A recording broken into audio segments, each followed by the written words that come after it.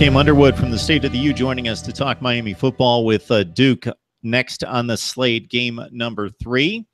And the aforementioned Mark Walton with an unusual game in that how many times does the star running back who has logged 28 career starts hurt his ankle, only carry the ball 11 times, but it turns out to be a career best in yardage? Yeah, that was very few times you'll see something like that, but Mark Walton had the Lions' share of the yardage in the first half. I think outside of his yards in the first half, which was well over 100 in the first half of the game, that Miami only had about 50 or 60 yards of total offense on maybe 5 or 6 possessions. So the first possession of the game, he breaks loose for a 44-yard touchdown. Second possession of the game, he breaks loose for an 82-yard run that did not go for a touchdown. He was caught on the 3, and we had settled for a field goal after that.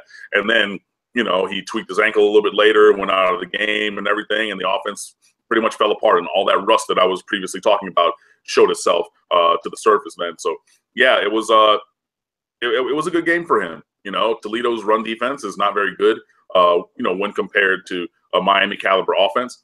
And Matt Porter from the Palm Beach Post, somebody asked him in a question and answer the day before the game, said, you know, how, like, over or under 5.5, you know, for Mark Walton's yards per carry. And Matt Porter, you know, a beat writer, you know, veteran journalist, he was like, I don't see them holding Miami under 7.5 or 8 yards a carry for the game. And Mark Walton had 11 carries for 204 yards. So you're talking 12.5 a pop.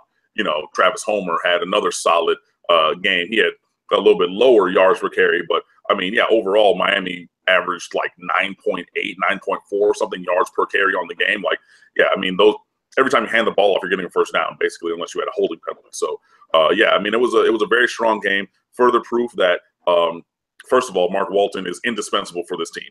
And it was a panic mode when he went down, and you saw that on the timeline. And I had actually just gotten home from a work event, and I was tweeting about the game, and you just no, you know, just cannot lose him.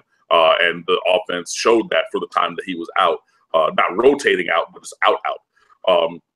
And also, so it proved that he's indispensable to this offense and this team. And secondarily, that he's just really damn good. I mean, Mark Walton is a top-tier college running back, and I don't care, you know, like, you can fight me about it and, you know, hop in the comments and, you know, just say, hey, Cam, you're wrong. But, like, you're going to be wrong if you say that Mark Walton is not a top-tier, I mean, top 10 college running back easily. Could probably make the argument that he's top 5-ish, but, I mean, definitely a top 10 running back, which when you have 130 Division I teams and you have teams with, like, Nick Chubb and Sony Michel and at Georgia, where you might even have 2 guys in that elite level, Mark Walton's name should be up there with everybody. I know we've only played 2 games, but if you're talking about early season Heisman contenders, based upon stats, based upon what he's done on the field, Mark Walton's name needs to be mentioned at this time. Will it remain like that? Who knows?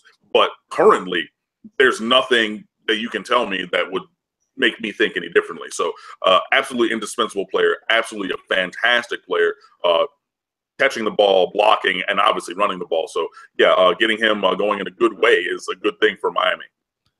Duke isn't typically the statement game for a Heisman race, but considering they're 4-0, considering it's a big matchup in the Coastal Division, and it's a standalone game, meaning that if you want to watch college football nation is going to be zeroed in on this game. There's not going to be 25 games going on at the same time, and all the major networks are showing games like some of the even big games on Saturdays. You have that selection or that option. If you're watching college football, you're watching Miami and you're watching Duke on that particular night.